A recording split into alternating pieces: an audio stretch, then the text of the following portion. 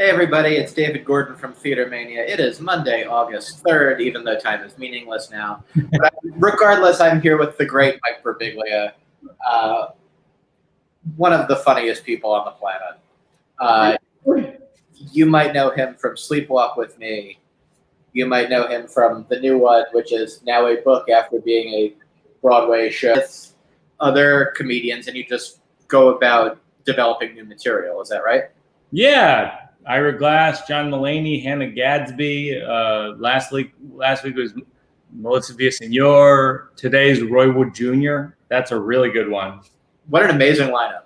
It's awesome. And you know, I was emailing you last week because the Roy Wood Jr. one is really fascinating. I actually say to him, because I produced Jacqueline Novak's show, which was the first time I produced Get on Your Knees at the Lortel in the Cherry Lane. It was the first time I produced anything outside of my own work, and Roy's story that he tells on the show was the first time where I was like, this should be an off-Broadway show. Like, this is a really, really, truly compelling story and hilarious too. Yeah. I listened to it this weekend, and you're absolutely right. And I don't want to spoil it for anybody watching this, just to say download the podcast and listen to it for yourself. Sure. And he tells it in such a compelling. It's crazy the way he tells it. It's so compelling. Well, it's interesting because he says this as a throwaway line, but his dad was a civil rights journalist, and he's of course on the Daily Show. He's a correspondent, and those are not uncorrelated professions. Yeah. And he has this wild thing that he says at some points, which is, I said to you, because there were protests in Birmingham, and when he's down there, I said, are you concerned about protesting and getting arrested, because he got arrested when he was 19, and so would he have trouble in court for having a prior, et cetera? And he said, I'm more worried about being a correspondent on the Daily Show and how that is viewed. Yeah, especially down there. That's what he said, and I was shocked by that. Yeah, I feel like you've been going nonstop since the quarantine. Yeah, period. I think that you and my wife have been talking. It sounds like. Yeah. Because you started out this whole thing with an Instagram show, if you want to call it a show, called Tip Your Waitstaff. That's right. Which is like one of the most noble things I've heard anyone develop throughout this pandemic, and I'd love you to talk about it. Well, it's a little selfish on my part for doing it, but I directed it towards a good cause, which is it's me and comedians working out material, and some of them I think are on YouTube now, but they were Instagram lives where it's me and Sarah Silverman and Mulaney and all kinds of really interesting comedians, and Roy Wood Jr. started it with me. Right. All of the money, if people wanted to give, and they still can, by the way, on tipyourwaitstaff.com. We got the URL for tipyourwaitstaff.com, and then we direct people to all the GoFundMes for different waitstaffs at comedy clubs across America, and we raised a cumulative over $600,000, and it's still going, because the waitstaffs of these clubs are just straight up out of work and with strangely no end in sight. I mean, I don't know. And I would imagine that a lot of the smaller clubs, I'm not talking like the Comedy Cellar and all of those places, smaller clubs across the country, I'd imagine they'd be real hurting right now. Yeah. As we entered month 5 of this. Yeah, like I was supposed to go, before everything shut down, I was supposed to go to Buffalo, to Helium Comedy Club and the Comedy Attic in Bloomington, Indiana. And yeah, those are small clubs that really have taken a hit. And I mean, look, and I bring this up whenever I talk about the book, because I'm doing a virtual book tour right now with my wife, Jen. Tonight we're going to be in New Orleans. Everyone is welcome to New Orleans. But it's the book events, we call it Jokes and Poems and Pizza. And you have to bring your own pizza and you have to stay in your apartment. But we have a lot of fun. We have these cards where we say, you want to hear Onomata Pizza and the Now Clock, or do you want to hear We Learned to Dance and a Toast to My Husband? And then it's a choose your own poem venture, or choose I love that. joke venture. I'll tell you, David, we did not know it would be good. We just thought, I don't know, let's try it. They're really good. They're fun. They're really fun. Yeah. The book is really fun too. And Thanks. We've been talking years now. And you know how much I love the new one, just like as an entity, as the story of it. Yeah. The show ever since I saw it at the Cherry Lane, I just love it. I don't have the whole thing memorized, but I've watched it enough that I could. That's right. If I put my mind to it. And then reading the book just deepens it. The book makes it somewhat sadder and darker and yet more hopeful at the same time. Oh, I'm so glad. And, considering that my wife and I are not currently approaching the point where this will be breaking news. There is no breaking news. And I'm so glad she's not home to hear this. But considering, we're getting there, it's fascinating to read and to think about perspectives that I feel that I didn't know other people shared, or worries that other people shared. And it's nice knowing that other people do share those same fears. That's a long way of saying that. That's been the most heartening part of telling the story, the new one story in the book and on the show, is that you get people who say, "Oh, I'm so glad you said that because it was a thing I was feeling, but it feels very taboo to say it." Right. And then you get people, it's the less people, but people who are furious that I'm saying, saying that's not my experience. And I'm like, that's fine. That's good. Yeah. If it's not your experience. I'm so glad for you. But I feel like fear, just like fear about parenthood, is universal regardless. Yeah, I think there's some truth to that. By the way, one of my best jokes about theater is a TheaterMania joke that you might remember I told at the Lucille Ortel Awards. Tell me again. I remember that, but I don't remember the whole thing. I was recently diagnosed with TheaterMania. Right. That is a very good joke. And in this Broadway world, it's a very dangerous thing to be diagnosed with. It's so stupid. My wife and I met at the Lortel Awards years ago. I remember seeing you at a lot of Lortel Awards over the years. I go to every. That's the perks and perils of this job, is that you during awards season, I see all of you guys more than I see my own family. Yeah. I remember at Jacqueline's opening last year, your wife came up to me and literally said, "Every time my husband takes me out to a fancy event, you're there." It's true. You go to the fancy events. By no fault of my own. Yeah. Why did you decide to go into the podcast realm? I would imagine that Instagram is a very hard platform to use. You know what it was, is I was doing these Instagram lives and people were going, I want to watch the one from 3 weeks ago or whatever the thing is. And Instagram totally plays by its own rules in terms of everything. And I was like, okay, I think I want to strip this away. I want to professionally record it, professionally edit it, make it these really beautiful little 1 hour episodes and score it. Jack Antonoff actually scores it. And has these really nice guitar stings, and he wrote a song, Working It Out song. And I'm really proud of it. I mean, I did not expect to have a podcast, but here we are, of course. Yeah. Was there reluctance on the part of the people that you've worked with on it to be like, "Oh yeah, I'm not ready to develop new material or to start working on new material in this format"? The way that I phrase it to people is I have some upcoming guests like Maria Bamford or Tig Notaro. The way I phrase it is I'll say, or Judd Apatow, I think is next week, is you don't have to have material. You just have to have a couple stories that are unfinished, or a couple of premises or half premises. Because on the show, we contextualize what stage of the process something is at. Roy Wood Jr. has a lot of good stories, but he's this is sort of this is sort of just something I was thinking about. It's not anything. It's not really even a joke, you know.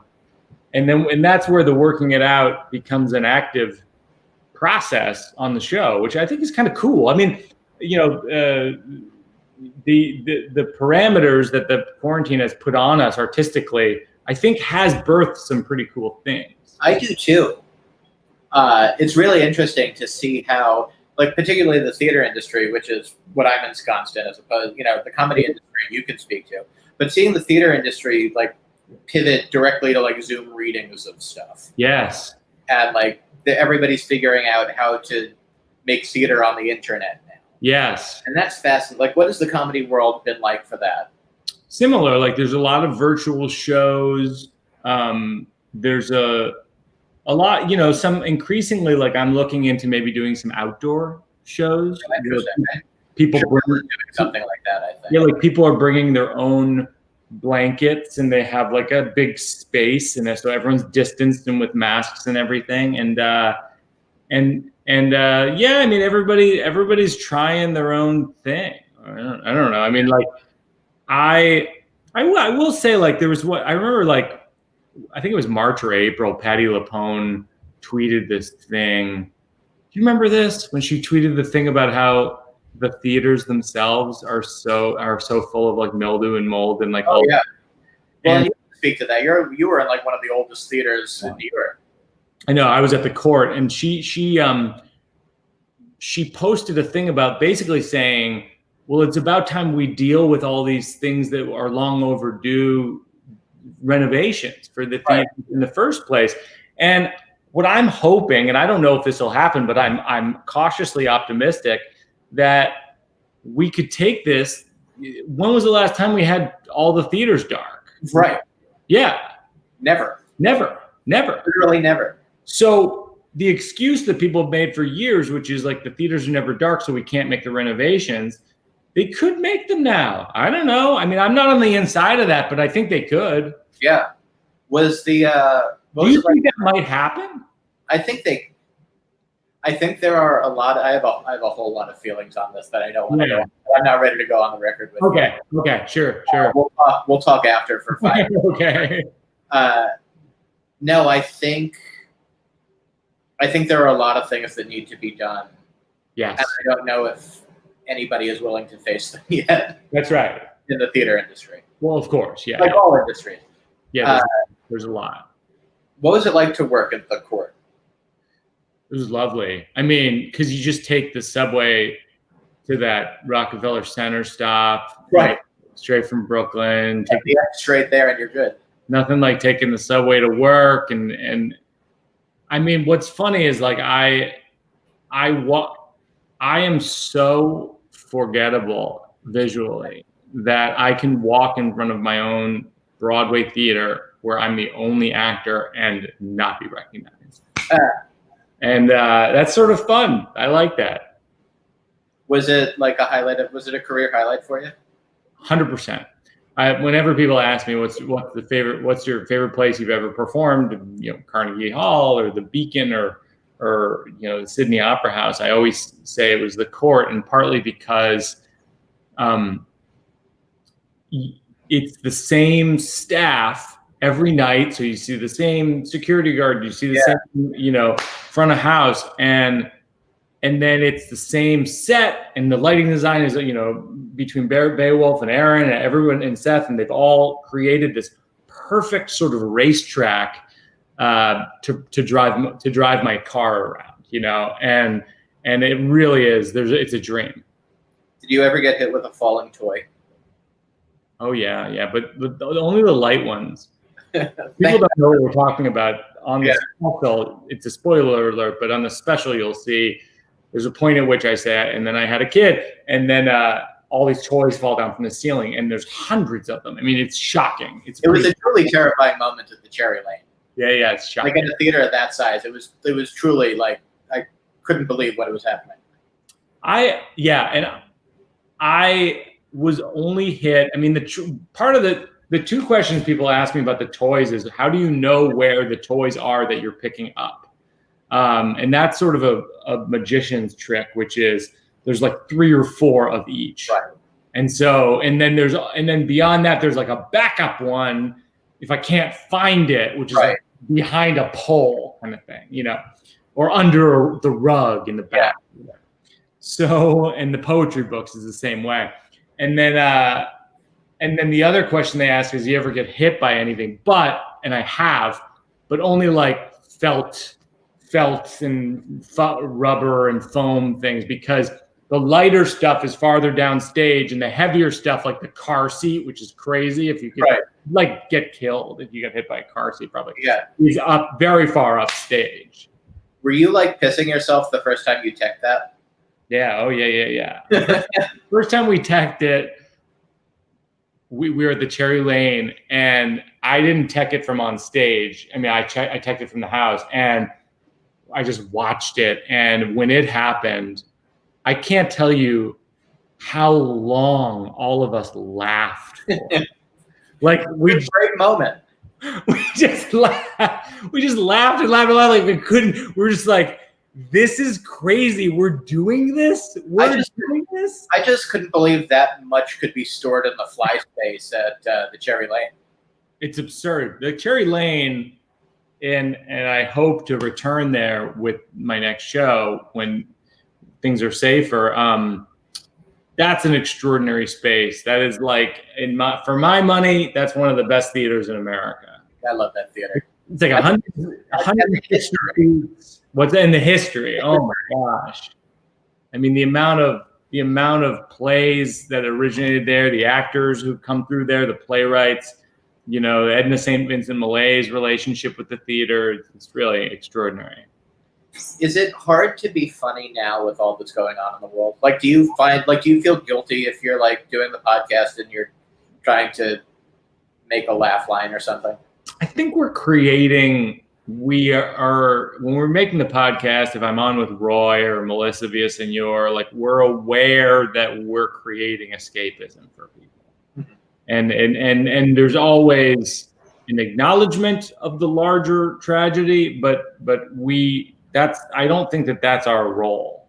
I think we are what's the Robin Williams, Patch Adams? We're the Patch Adams of the situation. It's funny.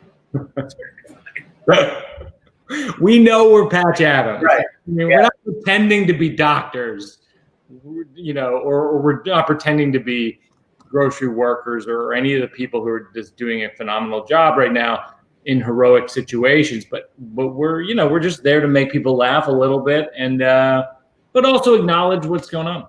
Right. You're one of the few people I've had on over the past few months doing this that actually has like a kid that's sort of old enough to understand what's going on in the world. Yeah, How do you and Jen explain, like, we have to wear masks when we go outside, or you can't see your friends, or you can't go to, like, that sort of thing? Yeah, it's just, you know, pretty frank about it. Like, there's this virus, and our job is to keep you safe, and so you wear a mask, and so that you don't give people the virus in case you have it. It's pretty straightforward. I think we're not going to really fully understand the ramifications of that for another 5 or 10 years. I mean, right. I think for any of us will understand the ramifications of this for another time. Yeah. No. I mean, no way. And you know, I mean, some people have a life is beautiful approach to the whole thing, which is like, it's a game. You know, we're all wearing masks. You know, and then we haven't gone that direction. I think for the first month or so we did, and then at a certain point it's like, well, you know, sort of have to. Yeah, at a certain point you have to tell the truth, partly because their friends, some of their friends know the truth, so the truth seeps through the cracks. Right. Which is a metaphor for all things, right? Yeah, it's true. What beyond so are you working on a show now? Well, yeah. I mean, what's so weird about the podcast is that I'm genuinely releasing unfinished work to the public and to the listenership that in the past I would never reveal that stuff to people. Never. Right. Because the whole, you know, and in the Hannah Gadsby episode, we talk about this quite a bit, actually, is this idea of like, you know, I say at one point about Hannah Gadsby's new special, Douglas, I go, I don't want to have a spoiler alert for the audience. And she goes, no, I don't think there's such a thing as a spoiler alert with the shows that I'm writing. She said, they're designed for watching and rewatching and rewatching. And I tend to agree that the best work you can watch again and again and again, and actually it gets better the more you see it. And so that's the hope. The hope is that actually I'm releasing all this material in bits and in fits and spurts on the podcast, and then by the time next spring or next summer I'm at the Cherry Lane or wherever I am, people come to see like, where did it land? Right. What's now, you know? Well, that's like what I was telling you before about the swim story that you the show you did last summer, working it out show live. Yeah. That so landed in the book. It's like, where that ended up. No, and like even like the David Sedaris one was so funny because I had him on and I was telling him some bits about the YMCA pool, the ones that you're referencing. And he goes, well, you know, when I was in London, I used to go to the YMCA pool all the time. And every once in a while, the lifeguard will blow the whistle because a kid has pooped in the pool. And I go, can I use that in the show? I think it's such a great detail. And he was like, oh, yeah, of course. It's not mine. The kids poop in the pool. He's like, I'd be surprised if you didn't point out the kids poop in the pool. And so, like, in some weird way, the podcast, and at this point we're at 10 episodes, but by next spring we'll probably be at 40, 50 episodes. It in some ways is sort of a group mind exercise of like, what do you have to say about these ideas I have? And it's getting like, you know, asking David Sedaris for creative advice or Hannah Gadsby is pretty much a dream come true. It's very cool. Yeah. It's fun. And for me, who's like a comedy nerd and also like a theater nerd, yeah, I'm seeing an inside look at the process. Like, that's why I like going to your working it out shows when they're live. Yeah. Because it's just like a fun way into seeing someone's creative mind. And I really enjoy that as a spectator. I like that too. I mean, Jen and I always talk about that, where my wife and I talk about how we love seeing early versions of plays. We love seeing, like you're saying, these virtual readings of plays. It's pretty, I mean, if you're a nerd, it's pretty fun. Right. And that's the niche that I fall in. yeah, exactly. Niche. Mike, thank you for your time, as always. Oh, thank you. Thank you for being so good to me. And thank you for emailing me. Of course. Yeah. Working It Out is on all of the regular podcast dispensary places. It's workingitoutpod.com has the links to every place that you'd want to see it. It's free on Spotify, Stitcher, Apple Podcasts, everything. Workingitoutpod.com. And then your book tour. Yep. People should sign up if they're interested on my mailing list on Birbiglia.com, and I will keep sending updates of where the book tour is. Like, for example, in Brooklyn, we're at Books Are Magic. We're at McNally Jackson. There you go. And we're at Greenlight Books. But the truth is, because it's New Orleans, Brooklyn, you can do any night, and the cost of admission is simply the book, because this is part of the message of the book tour. If you like your bookstore, buy your books from that bookstore. If you like the pizzeria, buy your pizza from that pizzeria. We want to support local businesses so that they're around in a year from now. Damn right. Yeah. Damn right. Mike, thank you. Thanks, David. Thanks, everybody, for watching. Take care. Thanks for watching.